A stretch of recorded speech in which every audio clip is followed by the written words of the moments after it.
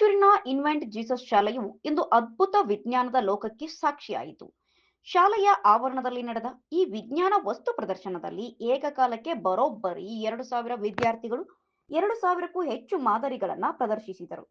ಪ್ರಾಚೀನ ಮಾನವನ ವಾಸದಿಂದ ಹಿಡಿದು ಆಧುನಿಕ ಸಾರಿಗೆ, ಸ್ವಚ್ಛತೆ, ಸಂಪನ್ಮೂಲ ನಿರ್ವಹಣೆ, ಸುಸ್ಥಿರ ಕೃಷಿ ಪದ್ಧತಿಗಳವರೆಗೆ ವೈವಿಧ್ಯಮಯ ವಿಜ್ಞಾನಗಳಲ್ಲಿ ವಿಜ್ಞಾನ ಮತ್ತು ತಂತ್ರಜ್ಞಾನದ ಬಳಕೆಯನ್ನ ಮಕ್ಕಳು ಪರಿಚಯಿಸಿದರು.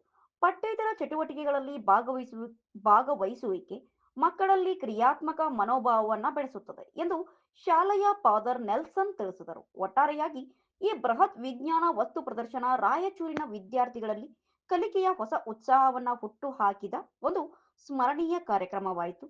ಮಕ್ಕಳು ಕೇವಲ ಪರೀಕ್ಷೆಗಳಿಗೆ ಓದುವುದಕ್ಕಿಂತ ಹೆಚ್ಚಾಗಿ ಈ ರೀತಿ ರಚನಾತ್ಮಕವಾಗಿಯೂ ಕಲಿಯಲು ಅವಕಾಶ ನೀಡಬೇಕು ಎಂದು ಈ ಕಾರ್ಯಕ್ರಮದ ಉದ್ದೇಶವಾಗಿತ್ತು.